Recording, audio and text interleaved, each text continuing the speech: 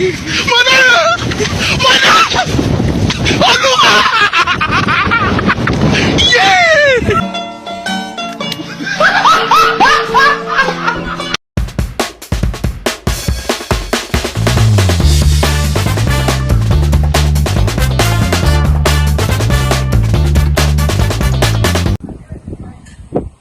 Assalamualaikum warahmatullahi wabarakatuh. Alhamdulillahirrabbilalamin.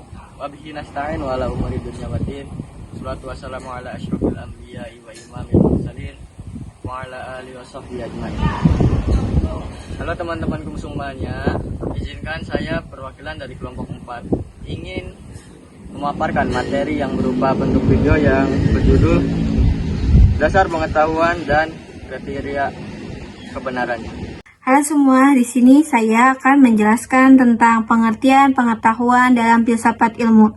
Mulai dari definisi, pandangan para filsuf, ciri-ciri pengetahuan ilmiah. Pertama, definisi pengetahuan secara umum. Pengetahuan adalah pemahaman atau keyakinan yang benar dan memiliki dasar bukti yang jelas. Artinya, seseorang tidak hanya percaya, tetapi keyakinan juga harus sesuai dengan fakta.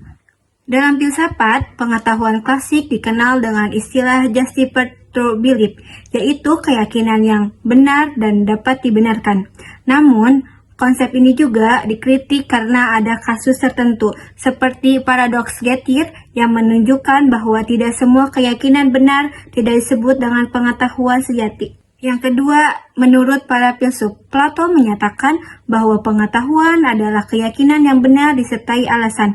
Aristoteles melihat pengetahuan sebagian pemahaman tentang sebab atau akibat sesuatu. Kemudian, René Descartes menekankan bahwa pengetahuan diperoleh melalui akal dan pikiran yang jelas. Immanuel Kant menggabungkan pengalaman dan akal sebagai dasar pengetahuan, sedangkan Karl Popper menekankan bahwa pengetahuan ilmiah harus bisa diuji dengan dan bahkan dibantah. Ketiga, ciri-ciri pengetahuan ilmiah. Pengetahuan ilmiah memiliki beberapa karakteristik, yaitu bersifat objektif, sistematik, dapat diuji, rasional, dan terbuka untuk dikritik.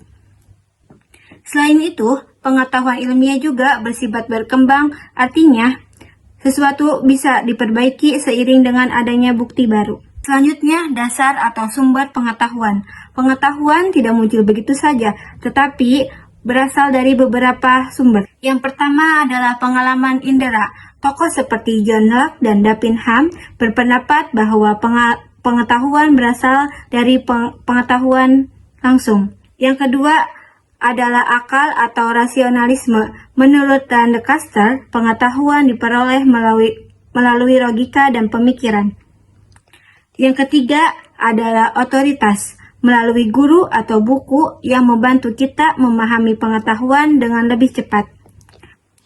Dan yang keempat adalah intuisi dan wahyu, yaitu pengetahuan yang diperoleh secara langsung tanpa proses berpikir panjang atau bersifat spiritual.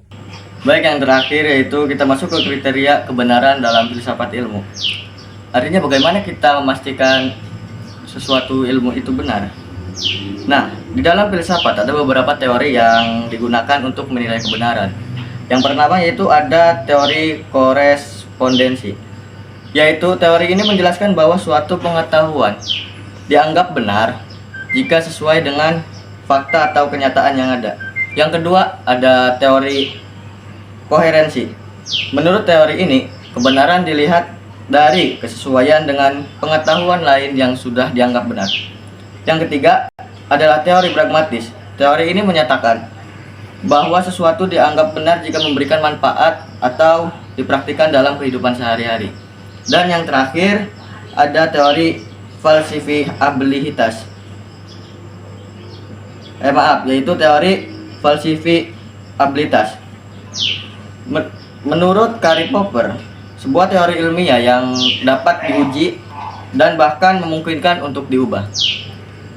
Selain itu juga ada pandangan dari Thomas Kuhn yang menjelaskan bahwasannya kebenaran dalam ilmu pengetahuan tidak selalu bersikap tetap, tetapi bisa berubah seiring dengan perkembangan paradigma atau cara pandang dalam ilmu pengetahuan.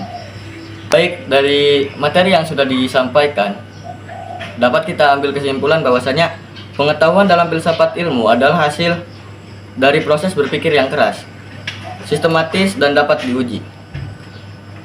Dan pengetahuan juga berasal dari berbagai sumber dan harus memenuhi kriteria tertentu agar dapat dianggap benar.